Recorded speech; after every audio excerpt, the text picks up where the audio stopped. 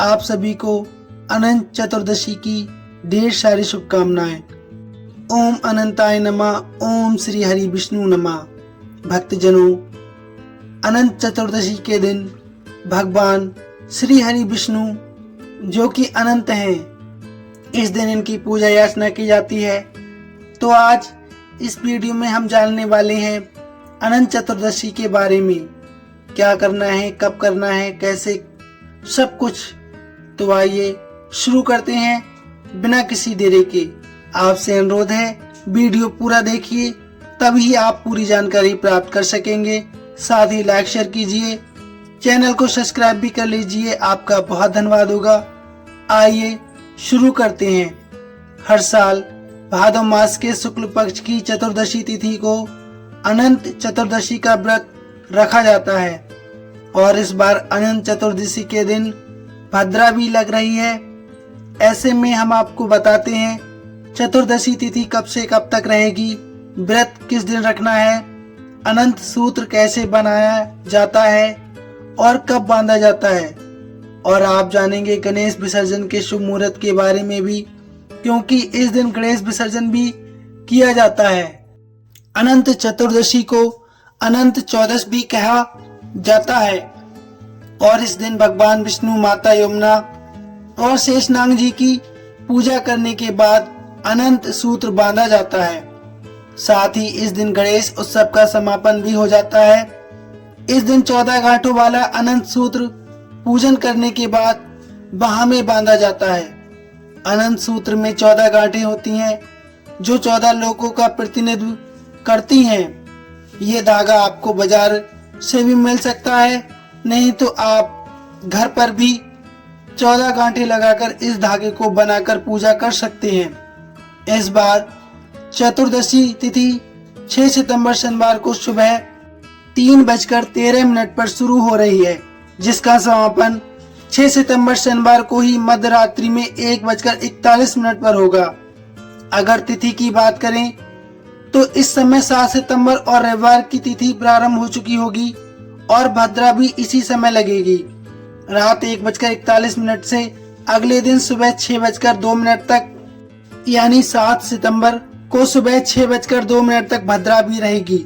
और इस बार भद्रा का वास मृत्यु लोक में रहेगा, जो कि बहुत ही अशुभ मानी जाती है। जब तक भद्रा पृथ्वी लोक पर या मृत्यु लोक में मानी जाती है तो उसका बहुत ही अशुभ प्रभाव हर प्रकार के कार्यों पर पड़ता है और इस दौरान पूजा पाठ संबंधी कार्यों को करने की बिल्कुल मनाही होती है। इस बार अनंत चतुर्दशी 6 सितंबर शनिवार को मनाई जाएगी।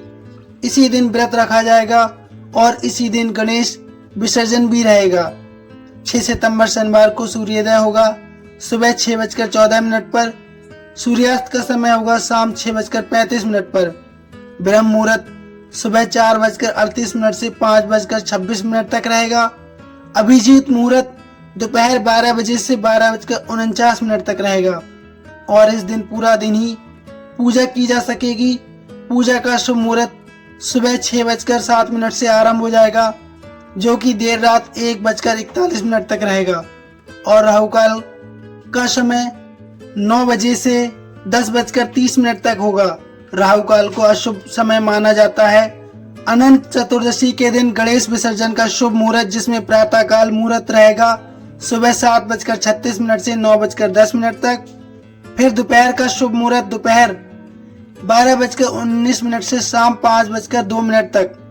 तीसरा मुहूर्त शाम को रहेगा शाम 6:37 से रात 8:02 तक और रात का चौथा शुभ मुहूर्त रहेगा 9:28 से 10:50 तक। इस दिन सुबह जल्दी उठकर स्नान आदि से निर्वत होने के बाद मंदिर में गंगा जल छिड़ककर शुद्ध करने के बाद एक चौकी पर पीला वस्त्र बिछाकर उसके ऊपर रोली से 14 छोटी खड़ी पट्टियां बनाएं और इन सभी के ऊपर एक मालपुआ, उसके ऊपर एक पूरी और थोड़ी खीर रखें।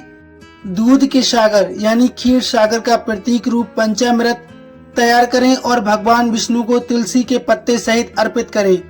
फिर 14 गांठों वाला एक पवित्र धागा, जिसे अनंत सूत्र कहते हैं, चाहे तो आपको बाजार से मिल जाएगा, नहीं तो आप लाल और पीला वाला जो कलावा होता है उसमें 14 गांठें थोड़ी थोड़ी दूर पर बांधकर उसे कच्चे दूध में या पंचामृत में 5 बार डुबोएं।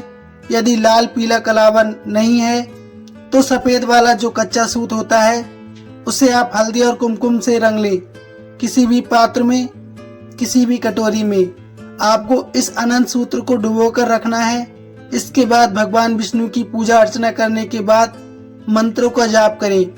101 या 108 नाम का जाप श्री हरि विष्णु का आप कर सकते हैं। सहस्त्र नाम का भी पाठ कर सकते हैं। सबसे अंत में आरती उतारकर क्षमा याचना अवश्य करें।